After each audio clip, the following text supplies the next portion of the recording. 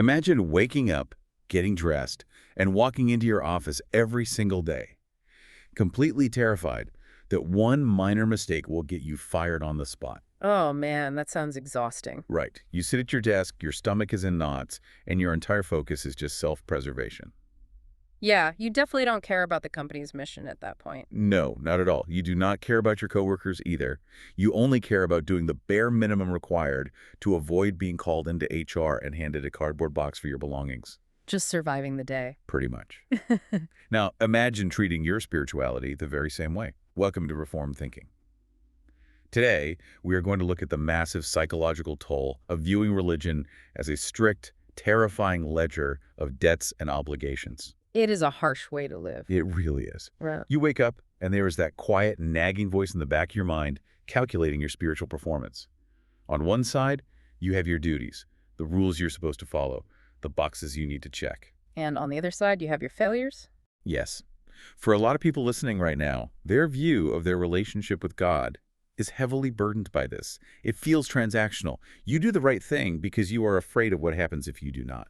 That is a very common reality, sadly. People often interact with God as if they are, employees trying to keep a demanding, unpredictable boss happy. Or like a harsh judge. Right, a judge who is just waiting for them to slip up so he can drop the gavel. It is an exhausting way to live. I can imagine. The mental and emotional bandwidth required to sustain that kind of performance-based religion drains all the joy out of the Christian life. Yeah. You end up with a very hollow shell of obedience. That brings us to our mission for this deep dive into the source material. We are examining a sermon by the 18th century theologian Jonathan Edwards. A fascinating guy. He is. The sermon is titled Honoring Our Heavenly Father, and he bases the whole thing on a single short verse from the New Testament, Ephesians chapter 5, verse 1. Be you therefore followers of God as dear children. It is such a short verse, but there is so much in there. There is. Our goal today is to unpack how Edwards completely dismantles that heavy, transactional view of religion we just talked about. He replaces the exhausted employee mindset with the freedom, the joy, and the distinct disposition of being a dear child. Setting the tone right away is crucial for understanding this text. Because, when people hear the name Jonathan Edwards, they often jump straight to a very specific caricature. No, absolutely. They think of a stern, severe figure, famous for fiery sermons about judgment and wrath. They picture a Puritan sitting in a dark room scowling at the world. Like the angry preacher stereotype. Yeah, that is the one. Yeah. But when you read his actual writings, especially a text like this one, you see a completely different side of his pastoral care. You see a man who has a keen, relentless focus on the affections of the heart. Real. Yes. He is interested in joy and delight and in the tender, affectionate relationship between a heavenly father and his children. That is quite the contrast to the stereotype. It is. This sermon is a brilliant analytical look at the psychology of the Christian life. He wants to know what is actually going on inside the mind and heart of someone who calls themselves a believer. Okay, let's unpack this. Starting with the very first concept Edwards lays out. It is the idea of conformity. He is analyzing what it actually means to be a follower of God. Right, because that phrase gets thrown around a lot. It does. The phrase follower of God gets thrown around a lot in modern culture. People put it in their social media bios. Yeah, they do. But Edwards says that following God is not playing a game of follow the leader. It is not just walking in the same general direction. It is about conforming to him in nature, in will, and in action. Yes, Edwards takes the phrase as dear children and runs with it. He points out that human children naturally mirror their parents. That is very true.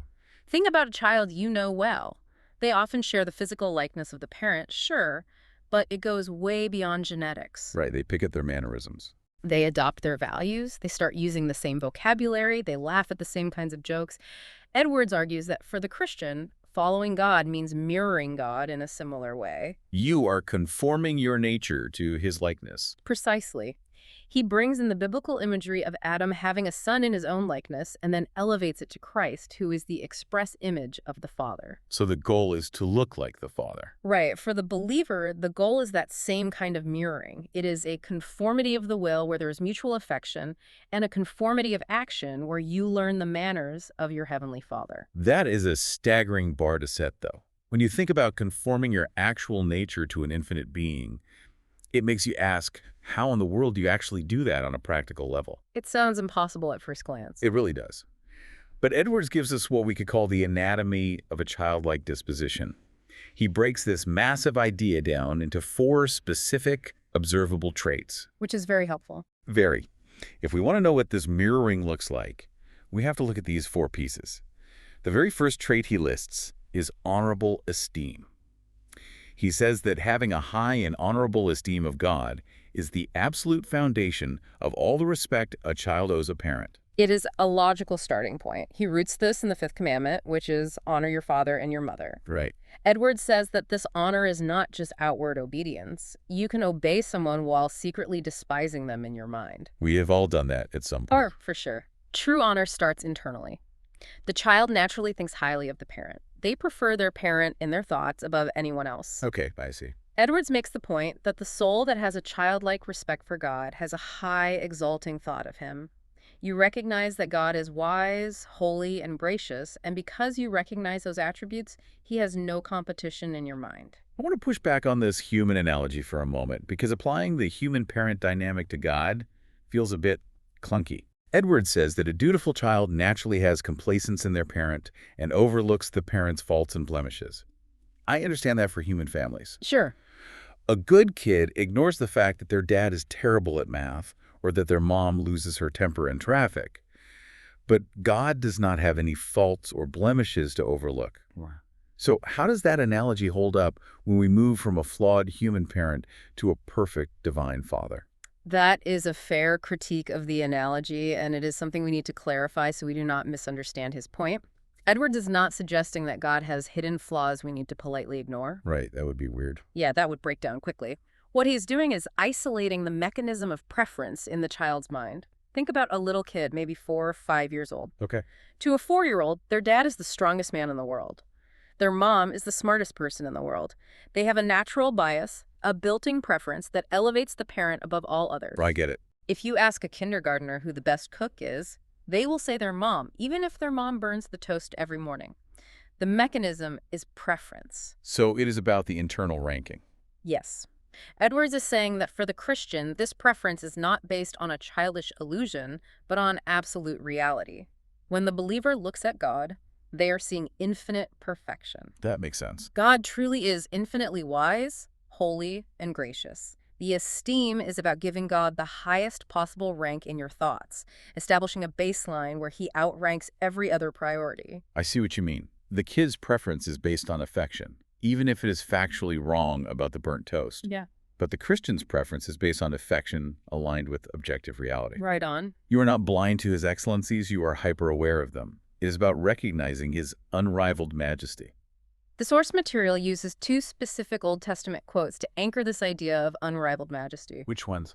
Edwards quotes Deuteronomy chapter 32, verse 31. Their rock is not as our rock, even our enemies themselves being judges. And then he quotes Psalm 135, verse 5.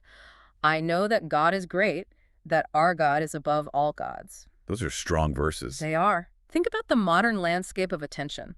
The believer looks at the universe, looks at everything competing for their attention career, money, social status, political ideologies, and concludes that there is a vast distance between God and everything else. He is just on another level entirely. God has no rivals. He is entirely worthy of all adoration and respect. That cognitive recognition is the foundation of everything else. Once you establish that massive, unrivaled esteem in the mind, it naturally flows into the second trait Edwards identifies. That trait is love. Love. Right. He says love necessarily rises from this high esteem. If you genuinely see God as excellent and beautiful, your heart naturally moves toward him. You cannot just sterilely acknowledge a fact without having an emotional reaction to it. Esteem is the cognitive recognition of God's value. Love is the emotional response to that value. That is a good way to put it. Edwards says that a knowledge and sense of God's excellency is the basis for all gracious respect toward him. He leans on the parent-child dynamic again. Where there is a healthy relationship, the child delights in the parent. They want to be around them. Right. The parent's presence is pleasing to the child, and the parent's absence is grievous. The child just wants to be in the father's house. Let's talk about that emotional experience for a second. Think about someone you dearly love. A spouse, a child, a close friend you have not seen in years. Yeah, that feeling of anticipation. Exactly. When they walk into the room, your mood lifts instantly. A smile from them literally puts life into your frame. It changes your physical state, your blood pressure, your breathing. It is a very physical reaction. It is. Edwards is taking that common human experience and applying it to the divine relationship. He says the soul has an unfeigned love for God, loving him for his own sake, for his glory. He is describing a visceral, emotional reality, not just a theological concept on a piece of paper. It is a striking description of Christian experience. Edwards is saying that true religion is taking actual delight in God's presence. The actual delight. Yes, it is loving to see him spiritually. And conversely, it means feeling genuine grief when God seems distant. When God is present in your life, when you feel close to him, it is a time of rest and rejoicing. And when he is not. When he withdraws, or when you feel spiritually dry, it is a time of mourning. Notice how this completely changes the motivation for obedience. Oh. Edwards says the believer is greatly desirous of doing what shall be pleasing and acceptable to him. It is a pleasure to him to obey his commands. You obey because you love the person commanding you and you want to see them glorified. You are not checking a box, you are responding to a relationship. You want to imitate them because you love them. That is the second trait, love. But then we get to the third trait, and this is where the tension really builds. Here we go. The third trait is humble reverence.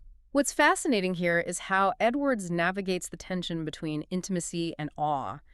A lot of modern thinking wants to separate these things entirely. Oh, for sure. We either want God to be a casual buddy, which loses all the awe, or we see him as a terrifying distant force, which loses all the intimacy. It is hard to find the middle ground. But Edwards refuses to separate them.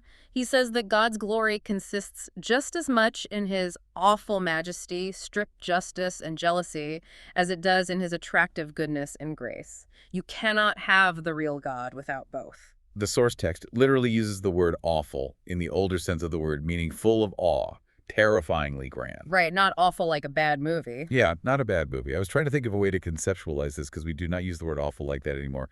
Imagine you were standing right at the edge of the Grand Canyon for the first time. Okay, I am picturing it. There is no guardrail.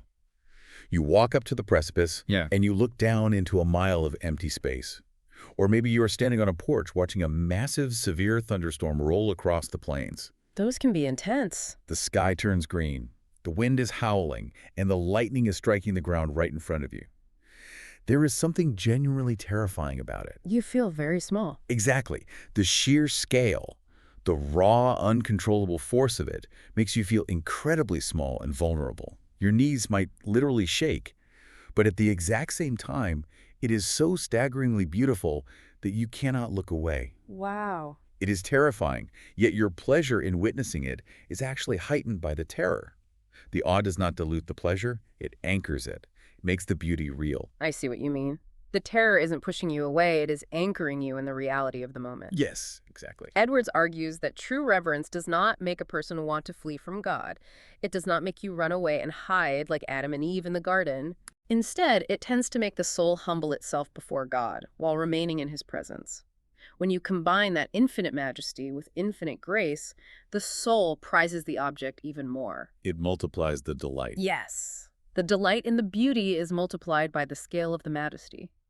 You realize that the being who controls the thunderstorm is the same being who calls you his dear child. That juxtaposition is where true reverence lives. But Edwards makes a very specific theological point here about fear.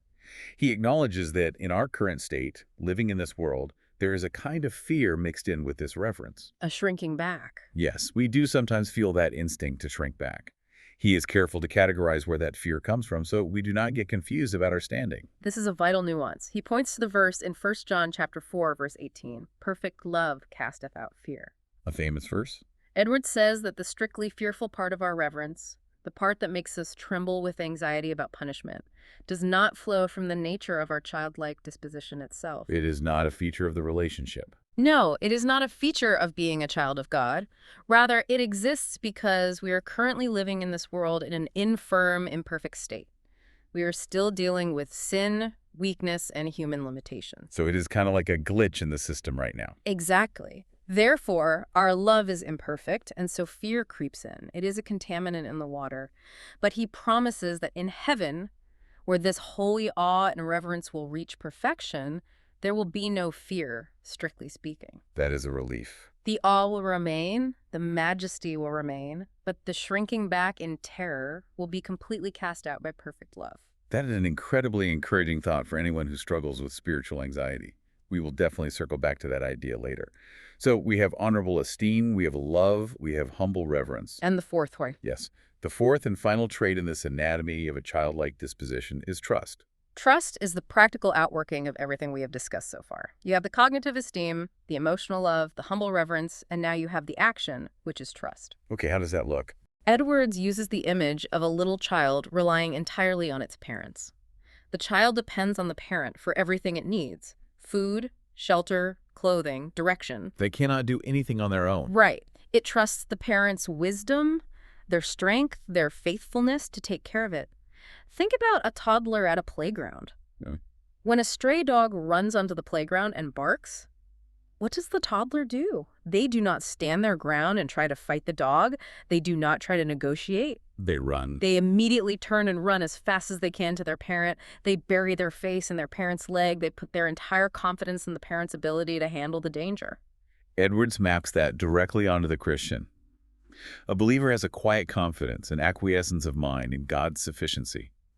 You look to God as the fountain for what you need, and you run to Him as a refuge in times of danger. You do not try to fight the stray dogs of life on your own. No, you turn to the Father. This specific trait of trust is what allows Edwards to pivot the entire conversation. Because once you establish that a Christian is someone who trusts God completely as a loving father, you have to ask, what is the driving force behind their day-to-day obedience? Right, why are they doing what they're doing? Edwards states that a Christian's obedience ought not to be mercenary or slavish. It should be a matter of free choice, an inclination of the soul. He is completely shifting the paradigm away from a mercenary spirit. A mercenary fights for whoever pays the most. A slave works to avoid the whip. That is a great distinction. Edwards is moving us toward a spirit of free choice. And that demands that we take a much closer look at the theological mechanics behind this. Why are we considered children in the first place? How does this actually work on a systemic level? That takes us into the very logic of sonship. We are moving from how we follow God to why we follow God with this specific disposition. And Edwards roots this firmly in the covenant framework of Scripture. Okay, the covenant. Yes, this is the structural foundation of everything he is teaching in this sermon. Here's where it gets really interesting, because Edwards uses some very strong, specific theological language here. He explicitly states that we are not under a covenant of works. That is a big statement. He says we are not justified by our own obedience. If you grew up in certain religious environments, that statement might sound almost scandalous. It is the theological heartbeat of the entire source text. To understand what Edwards is saying, you have to understand the contrast he is drawing. A covenant of works is an arrangement where your standing, your survival, and your reward depend entirely on your own perfect performance. Perfect performance, zero mistakes. Yes. If you perform perfectly, you live. If you fail in one point, you face eternal death. There is no grace, no margin for error, and no second chances. It is a pure meritocracy. If we were actually living under that kind of arrangement, how would it affect our psychology? Let's take it out of the theological realm and put it into daily life. Okay, let's hear it. Imagine you have a mortgage, and the bank tells you that if you are even 1 minute late on a single payment over the next 30 years, they will instantly foreclose on your house, seize all your assets, and put you in jail. Oh my goodness. Right. How well are you going to sleep at night? Yeah. You would be completely consumed by the dread of missing a payment. Edwards answers that psychological question directly. He says that if obtaining God's favor depended on our own obedience, it would naturally expose the fallen creature to a servile, mercenary spirit. It has to. Think about the bank analogy. Every time you make a payment, you are not doing it out of love for the bank. You are doing it out of pure terror. Exactly. You are terrified of the foreclosure. Edwards calls this being under the power of a spirit of bondage and the prevailing of slavish fears of wrath. You would act like that terrified employee we talked about at the beginning. Just trying to avoid the cardboard box? Yes. Every action you take, every prayer you pray, every dollar you give to charity would be driven by self-preservation and fear. You would be constantly checking your spiritual ledger, wondering if you've done enough to keep the repo man away. It would be an utterly exhausting, miserable way to live. Yeah. But Edwards says the case is not so. The reality of the Christian life is completely different. The ledger has been handled. Because of the gospel. Right. Edwards points out that the proper condition of our escaping eternal death and finding acceptance to eternal life is not our own perfect obedience. It is not even our own imperfect obedience mixed with good intentions. What is it then? The condition is faith in the Son of God, who has already satisfied the requirements and obeyed perfectly on our behalf. Justification and eternal life are offered freely. The mortgage has been paid in full by someone else. If you are hearing this and thinking your justification is based on your performance, this is the pivot point for your entire spiritual life. If justification is free based entirely on what Christ has done, it shifts your motive for living. It changes everything. You move away from saying, I must do this to avoid punishment, and you move towards saying, I get to do this out of overwhelming gratitude. That is the shift. Edwards says that seeing salvation is free, our obedience should also be free. The wonderful grace manifested in this arrangement should move us to respect and gratitude. The love of Christ should constrain us. The motivation changes from terror to affection. If we connect this to the bigger picture, we see that Edwards is relying heavily on the doctrine of union with Christ. This is how the free offer of justification practically changes our internal disposition. He discusses the concept of federal headship. Federal headship sounds like a dense academic term you would only hear in a seminary classroom. Break that down for us. What is the mechanism there? How does federal headship actually work? Think of a diplomat signing a major peace treaty on behalf of a nation. Right. The diplomat is the representative head. When the diplomat signs the document, the entire country reaps the benefits of the peace. The citizens did not fly to Geneva, they did not negotiate the terms, they did not sign the paper. Right, they were just at home. But because they belong to the nation the diplomat represents, the peace applies to them instantly. Christ is the representative head of his people, and believers are the members of his body. Oh, I see the connection. Whatever is true of the head becomes true of the members. Edwards points out that the only begotten Son of God has a perfect filial or childlike spirit toward the Father. Jesus has this spirit in the greatest fullness and highest perfection. That makes sense. Because Christians are united to the Son, because they are citizens of the nation he represents, they receive that exact same disposition. The source material references Galatians chapter 4, verse 6 to back this up. It says, God hath sent forth the Spirit of his Son into your hearts, whereby ye cry, Abba, Father. That is an astonishing reality. It really is. We do not just get a generic spiritual boost. We do not just get a clean slate. We receive the very Spirit of the Son. The exact same Spirit that cries out, Abba, Father in the heart of Jesus is crying out, Abba, Father in the heart of the believer. It is transplanted into us. The affection Jesus has for the Father is transplanted into us. That leads directly to how God treats us. Because we are united to the Son, God does not just display majesty from a distance. He actively treats people as adopted children. He adopts us. Edwards says God is exercising the love, tenderness, and sympathy of a father. He is manifesting himself fully and freely, not as a master speaking to servants. When a master speaks to a servant, it is just orders and expectations. When a father speaks to a child, it is guidance and care. He enters into a covenant with us, engaging to do the part of a father. The text says he promises to instruct, to guide, to protect, to defend, and to take care of us. Beautiful promises. He promises never to leave nor forsake us. And the ultimate goal of all of this is to bring us to his own house, to heaven, to dwell in his immediate and glorious presence, sitting at his table throughout the days of eternity. That is the trajectory of the relationship. This is what Edwards calls the gospel excellencies. When you realize that God has secured your justification freely, united you to his Son, given you the Spirit of his Son, and promised to bring you to his eternal table. Well, how could you possibly respond with the forced obedience of a slave? You cannot. The sheer weight of that grace demands a joyful response. You cannot respond like a slave if you truly grasp what has happened. Because God treats us as children and not as hired hands, it naturally forces us to scrutinize the actual motives behind our day-to-day actions. We have to look in the mirror. We do. And this brings us to the next phase of our deep dive today, diagnosing our obedience. Edwards provides a framework for testing what actually influences our behavior. He wants us to run a diagnostic on our own hearts. This is where Edwards moves from theological exposition to very practical self-examination. He wants the Christian to examine their own heart and ask, what is the main driving force behind my actions? When I go to church, when I pray, when I help my neighbor, why am I doing it? Are my actions primarily driven by a gracious, childlike respect for God? Or are they driven by something else entirely? He gives us a diagnostic test with 4 alternative motives. Mm-hmm. Let's translate these into modern terms so we can really see how they apply today. First, he asks, are you acting primarily out of a fear of wrath? Just dodging lightning bolts. Yes, are you just trying to dodge lightning bolts? Yeah, you obey because you are terrified that if you do not, God will wreck your car or give you a disease. That is the first one. Second, are you motivated by temporal interest? Let's call this vending machine religion. You obey God because you think putting in a good deed coin will result in him dispensing wealth, perfect health, or a promotion at work. You are using God to get stuff. Yes, using God to get stuff. Third, are you driven by the desire for credit and esteem among men? Are you volunteering at the soup kitchen just so you can post about it online and look respectable to your peers?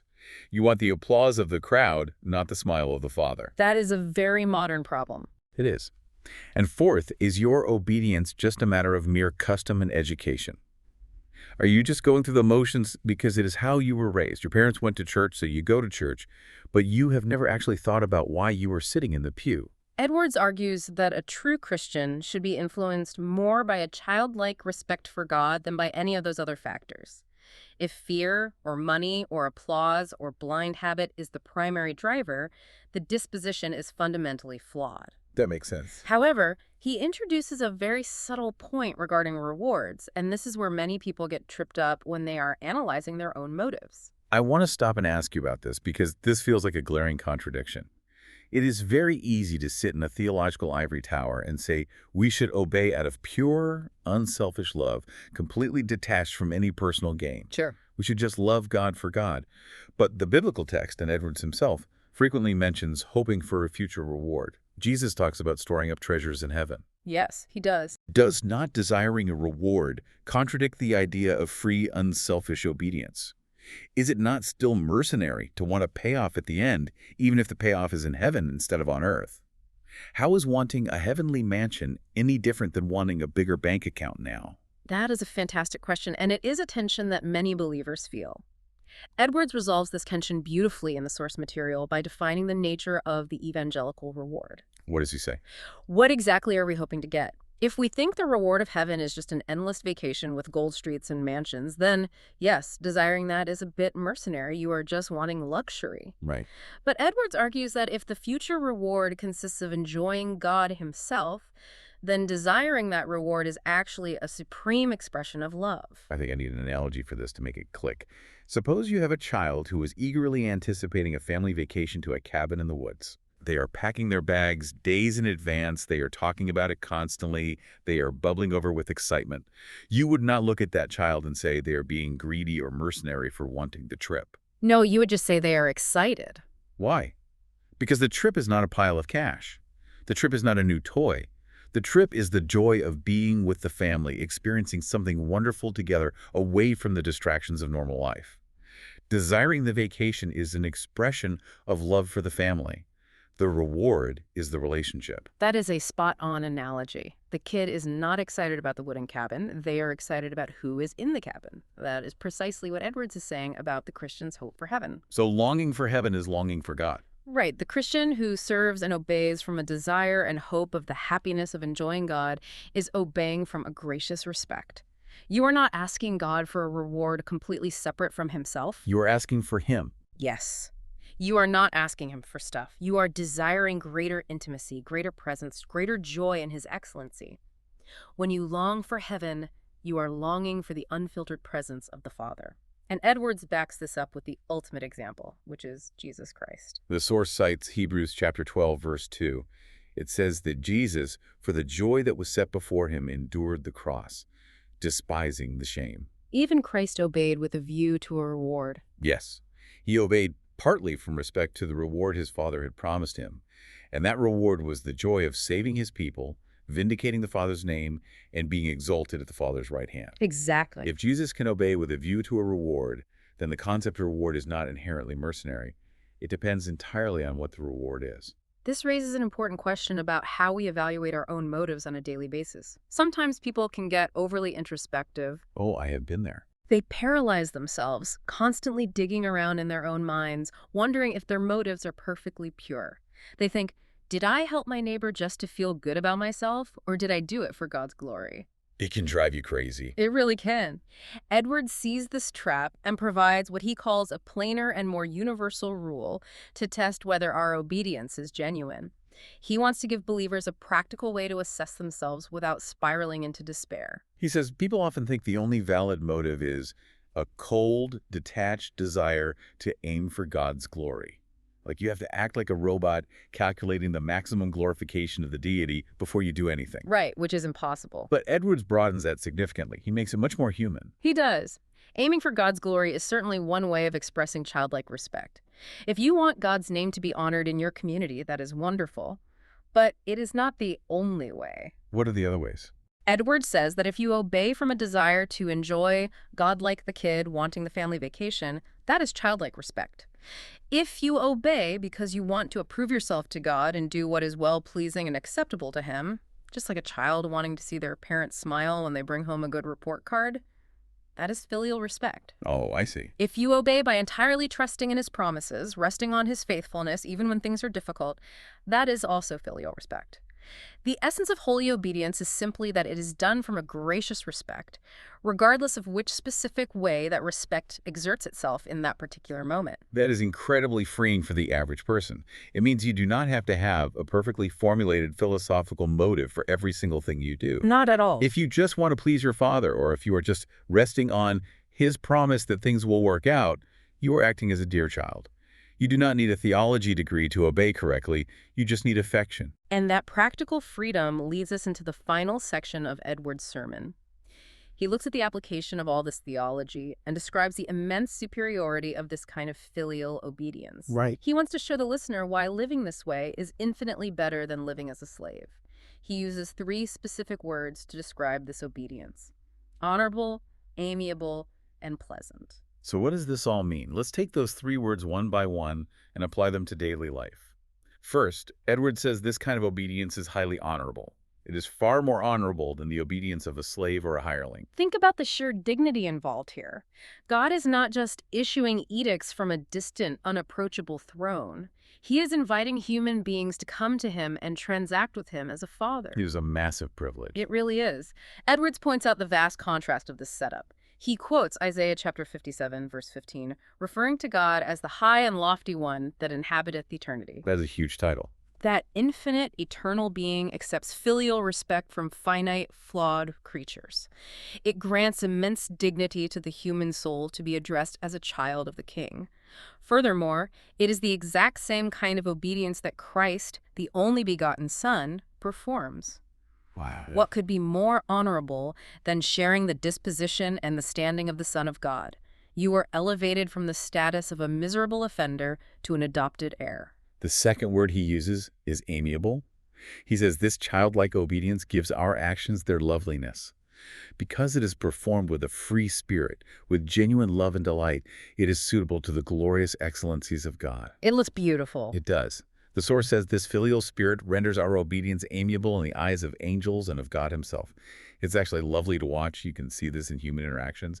It is lovely to watch someone serve their spouse out of pure affection rather than watching someone begrudgingly do chores because they lost an argument. Nobody wants to watch. Right. The affection makes the action beautiful. The third word is perhaps the most crucial for someone struggling with the heavy weight of religious duty. That word is pleasant. Pleasant. Edwards draws a stark, unyielding contrast here. He says that when obedience is performed with a servile spirit, when it is done without goodwill, it comes off heavily. It is a grievous task. He compares the commands of God to chains and the way of obedience to a mere prison. A prison. That is a heavy word, but it is actually how so many people describe their experience of religion.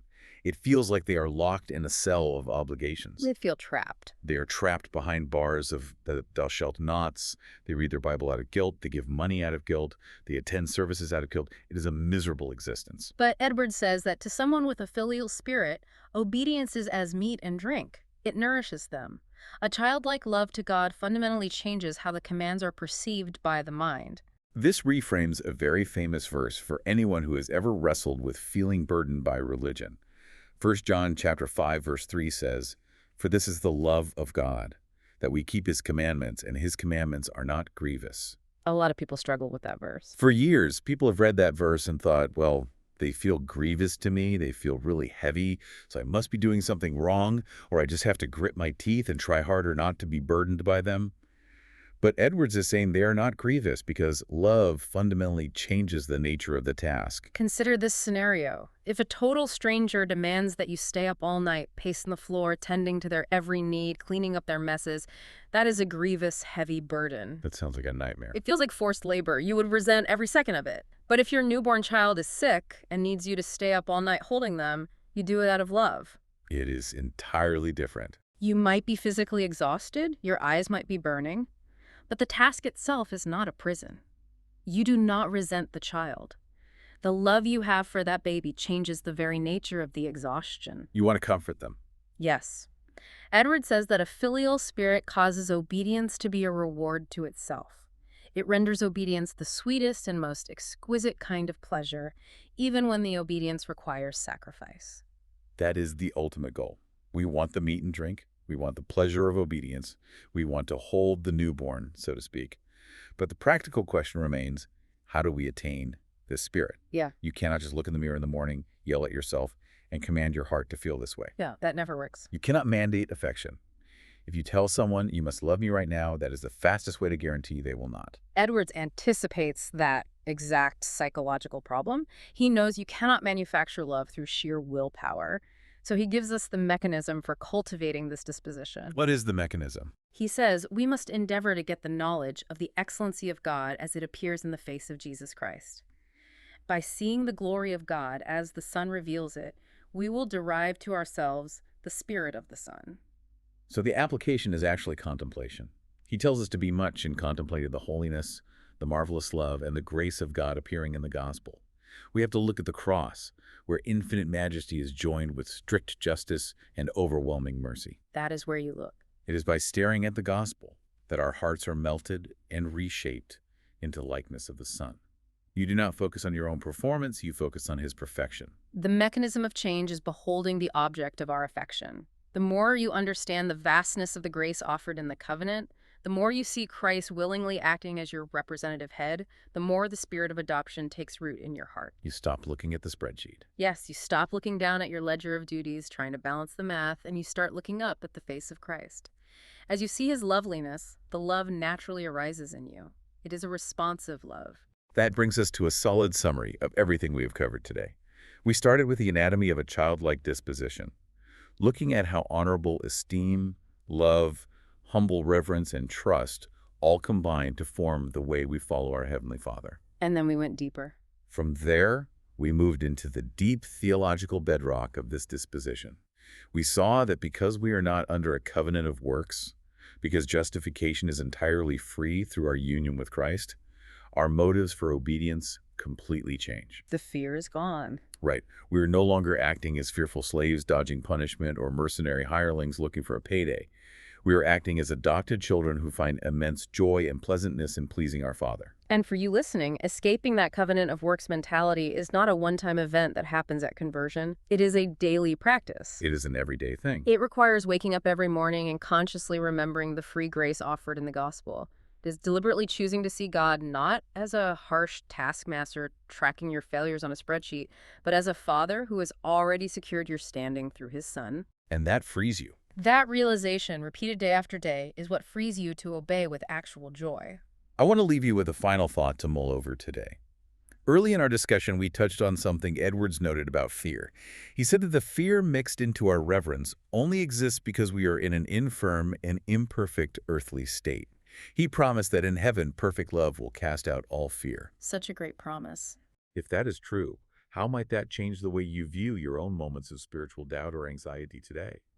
When you feel that sudden pang of terror that you are not doing enough or that God is angry with you, what if you stopped reading that fear as proof that you are an outsider? What if you stopped letting that fear convince you that you are just a slave after all? What if instead that fear is simply a symptom of living in a broken world where your love for your Father has not quite reached its perfect heavenly form yet? The fear does not mean the relationship is fake. It just means the relationship is still growing toward perfection. Your trembling does not invalidate your adoption. Thank you for joining us for this deep dive. Until next time, keep resting in the grace of your Father right here on Reformed Thinking.